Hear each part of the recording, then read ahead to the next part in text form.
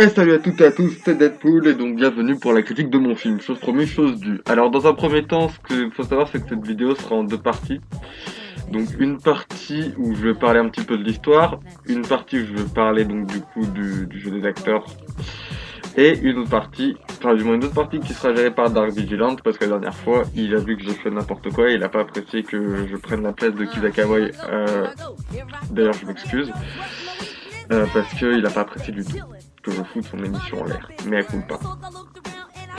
Du coup, pour mon film, alors il faut savoir que c'est déjà un projet très chaotique, puisque à la base, pour m'incarner à l'écran, on avait pris Ryan Reynolds dans le X-Men Origins Wolverine, et ils avaient fait une version de moi qui était complètement foireuse, il faut le dire, ça ne ressemblait pas du tout à moi.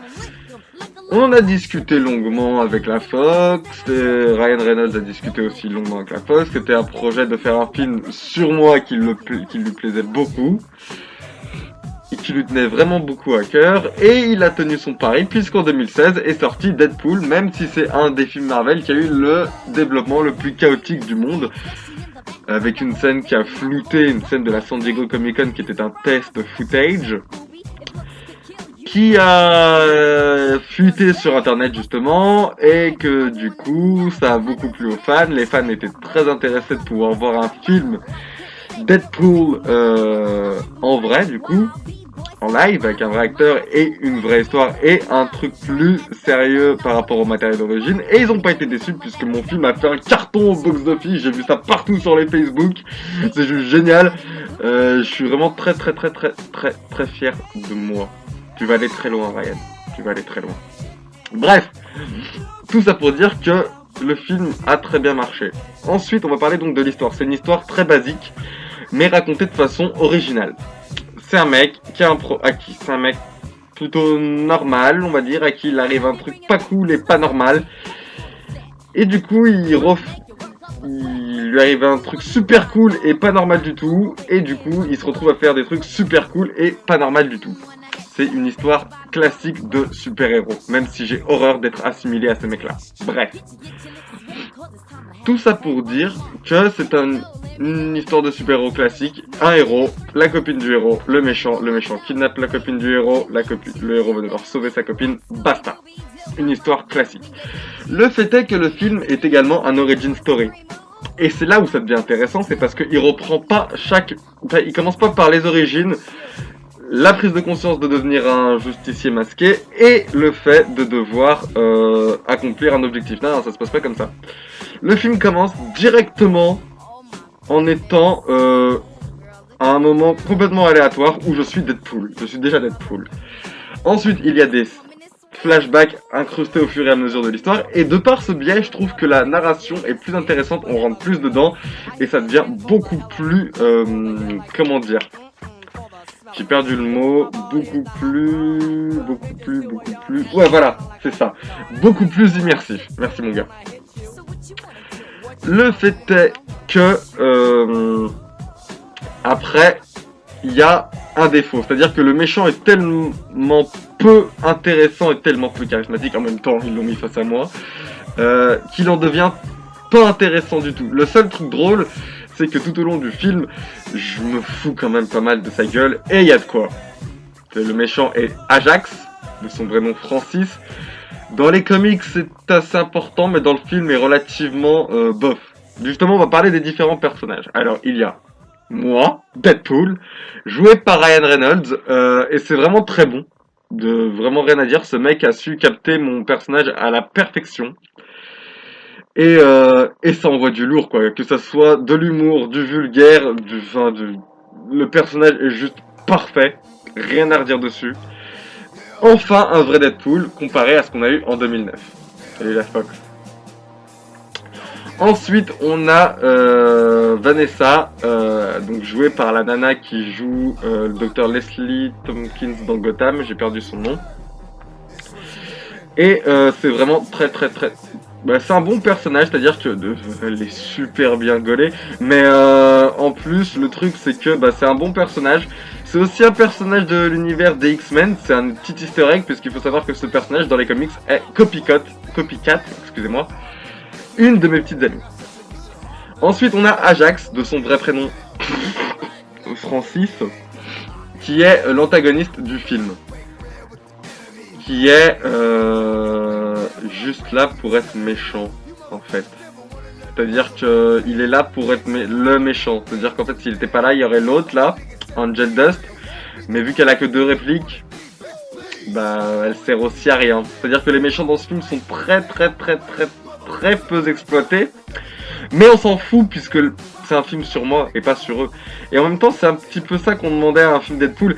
C'est un film centré sur le personnage de Deadpool qui part complètement en cahuète et qui met plus en avant Deadpool que certains antagonistes. Parce que comme on a pu le voir dans Captain America, le soldat d'hiver est beaucoup plus classe que Captain. Petite parenthèse fermée. Après, le film a de nombreuses références. Pour ma part, je l'ai déjà vu 2 fois, en VO et en VF. Je l'ai apprécié plus en VO, car déjà, la VO est plus cool, et il y a une référence en VO qui n'est pas disponible en VF. Malheureusement. Les traductions et les jeux de mots ne sont pas les mêmes, et ça handicape quand même pas mal le film. Après, en termes d'easter egg, puisque j'ai parlé d'une référence, les autres easter eggs sont vraiment très classe. Que ça soit un easter egg au créateur de mon comics Rob Liefeld, que ça soit par rapport aux anciens rôles de l'acteur, donc Green Lantern, Deadpool, enfin bref, c'est juste énorme, beaucoup plus de références auxquelles on peut s'imaginer, que ce soit le caméo de Stan Lee qui est juste magnifique, que ce soit une référence à Spider-Man qui est juste énorme, que ce soit des références à des films comme Ferris Bueller, Star Wars, enfin, tout est parfait. Tout est parfait dans ce film, les références sont à foison et sont vraiment juste géniales. Ils ont tellement travaillé le truc que même le surnom de Deadpool trouve une explication logique. Un peu comme dans le comics. C'est à peu près la même chose, pour ne pas spoiler. Voilà. Mais après, que ce soit en termes de réalisation, d'histoire, d'acteurs, le film est bon. C'est vraiment un très bon film. Après, ils ont voulu essayer de combiner ça avec l'univers des X-Men. C'est très bon. Donc on a 2 X-Men dans le film qui sont Negasonic Teenage Warhead et Colossus. Il fallait le sortir le premier, de tête. Et qui sont du coup les 2 X-Men présents dans l'univers du film de Deadpool pour nous faire bien comprendre que ces univers sont entrelacés. Le truc, c'est que, on sent, enfin pour ma part, j'ai senti, et Deadpool l'a très bien mis en accent quand il va au manoir des X-Men, que c'est juste là pour nous rappeler que les X-Men existent dans cet univers. Et c'est une bonne chose parce que d'un certain côté, ça nous fait comprendre que la Fox essaye de créer son univers partagé un peu à la manière du Marvel Cinematic Universe, mais d'un certain côté, ça fait trop appuyé et trop artificiel, puisque à un moment,